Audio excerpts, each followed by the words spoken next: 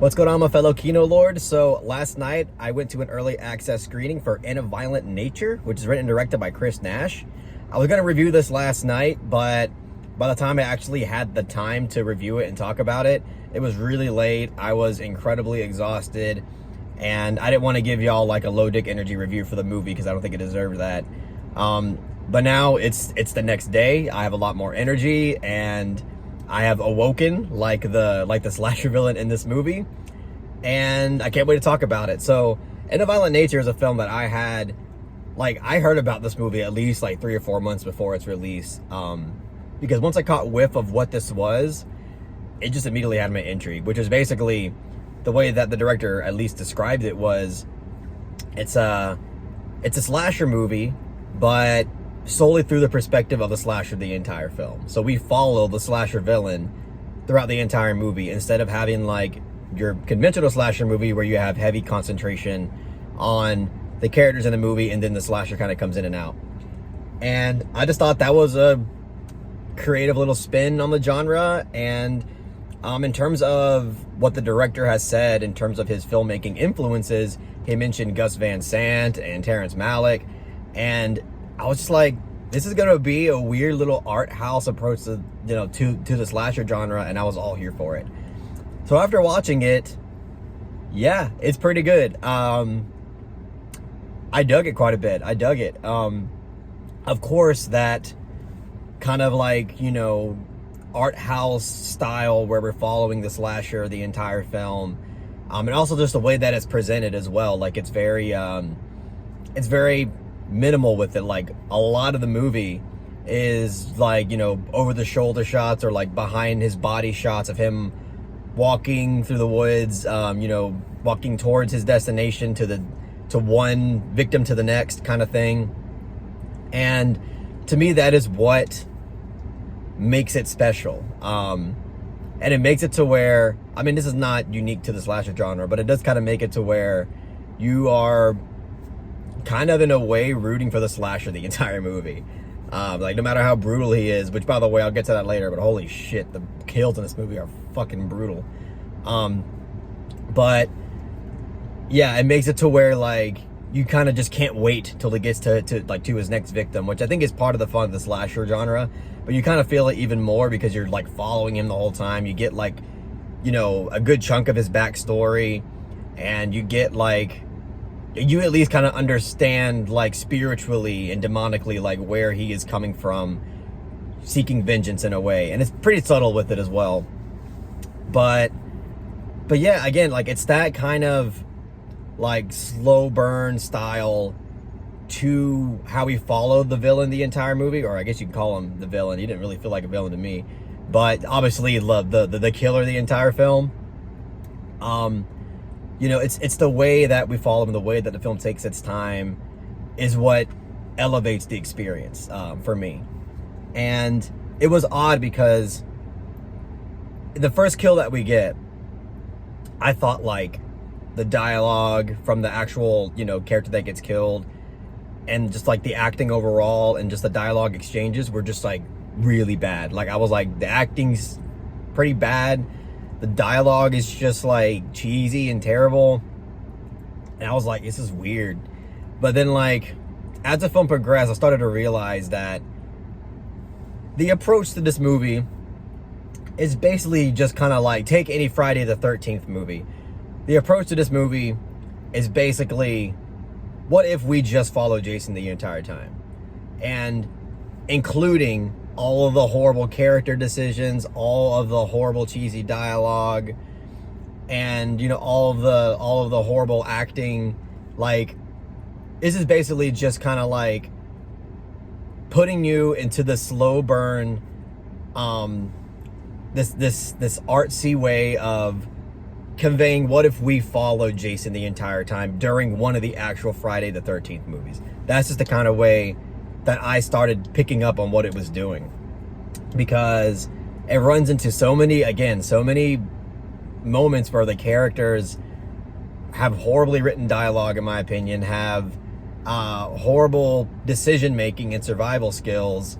So many times where you could see like where it presents it to where like you just feel, okay, these main characters have to be able to see the villain right now. Like they had, like the villain's like literally right in front of them or really close to them, to the point where you should be able to either see them directly in front of you, or you should be able to hear the footsteps, the giant like footsteps coming near you.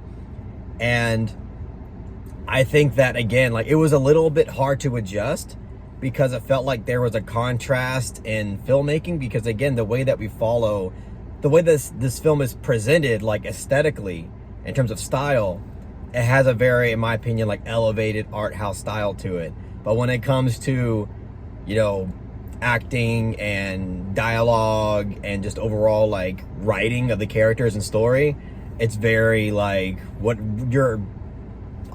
you would expect out of like an average like crappy fun slasher movie. So stylistically it was hard to adjust to because there was just like a contrast between the styles. But I think like if you just kind of understand that in a way it's trying to pay homage to a lot of those like, you know, whatever dumb fun 70s 80s slasher movies like Friday the 13th, especially like the Jason franchise stuff, I think that you'll be more on board with this experience, because it was a bit hard for me to like adjust to that, or even like appreciate the approach as a whole. But overall, I still do enjoy it, even with that being said. That being said, let's talk about the kills in this movie. The kills are, I mean, fucking brutal. I mean, I haven't seen kills this brutal in a long time in a film. One in particular that happens like on a plateau cliff. This woman in this movie gets fucking brutalized to hell and back, and it was just glorious. It was glorious. Like, and there was like other like kills in this movie where you're just like, damn, like they go all the way with it, like there's no holding back. And I love that because I mean, in Friday the 13th movies, they don't really hold back either. Like a lot of the kills in there are like really over the top and crazy, and the same way here, like they're over the top and extremely vile, and it's beautiful. Like it's just great. Like I'm glad the film delivers on that front as well, because I think like a lot of people are going to go into this movie just from the trailer and maybe not like quite understand what they're getting into with like this kind of art house slow burn approach. But at least like it delivers on like the gore and the brutality that you would expect out of a slasher movie. So I don't know. I think like even casual horror fans, or just horror fans in general who aren't used to like art house stuff, I think there's a good amount of them that might come out of this like satisfied, because it delivers on what people still love about the slasher genre, which is over the top gore and just like interesting and unique kills. And that's what people like slashers for, and it delivers that. So it's just presented in a very slow, in an oddly grounded way, which is why I think like stylistically sometimes it felt in contrast, because in terms of how it was presenting the supernatural villain in this movie, again, the slow and long takes following the villain, it made it feel grounded and rooted to reality. But then when we come across the dumb characters and the dumb character decisions, it just can't, then we are like reminded again that it's simply just like a dumb movie. So again, I'm not 100% sure how, like, if I'm sold on that contrast, but I do think that overall it works, and I completely understand like what the filmmaker was going for, and I do overall like admire it. So yeah, like the kills are fucking insane and satisfying to watch. The very like almost again like kind of like existential like approach to the aesthetics are what elevates this and makes it unique and different from all the other slasher films that you've seen. And yeah, like even though I do feel like there is somewhat of a contrast between the styles that are going on here, it's still a very unique and almost like one of a kind kind of movie and experience. I will say that the ending of this movie, like to not spoil anything, I'll just say like the final, what feels like 10 or 15 minutes, feels like it drags for a bit, and there's like this monologue where somebody is telling a story, and for me, it just went on for way too long to where I felt like I was kind of zoning out, and I just wasn't really in it, and just wondering like what the point of following this entire ending was for.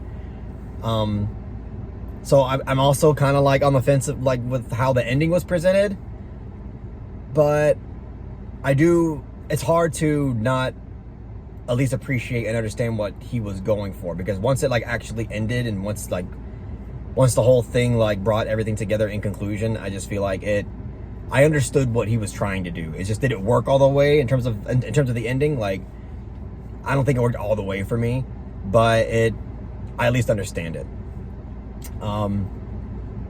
But yeah, that's all I'll say. I mean, in terms of style, again, like, he mentioned Terrence Malick a lot, but it reminded me a bit more of like Gus Van Sant, specifically the mass shooting movie, Elephant.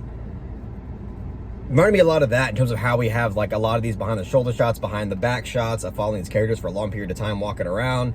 But reminded me more of Elephant, honestly, than anything. And I admired it for that. But anyway, let me stop talking. In terms of rating, I'll give it a solid 7 out of 10 for now, for sure. I could change upon rewatch, that's always a given, but right now I'm feeling pretty comfortable with a 7 out of 10. But yeah, that's about it. That's all I'll say. Definitely go check this film out and support it whenever you can, because it's definitely like a unique kind of approach to the genre. Support it. It's definitely low budget indie filmmaking, so you should check it out. But yeah, that's all I gotta say, guys. Hope you guys enjoyed the review for In a Violent Nature. If you really enjoyed it, please give it a thumbs up and share it amongst your friends, and don't forget to subscribe to the channel to be updated on more film related content.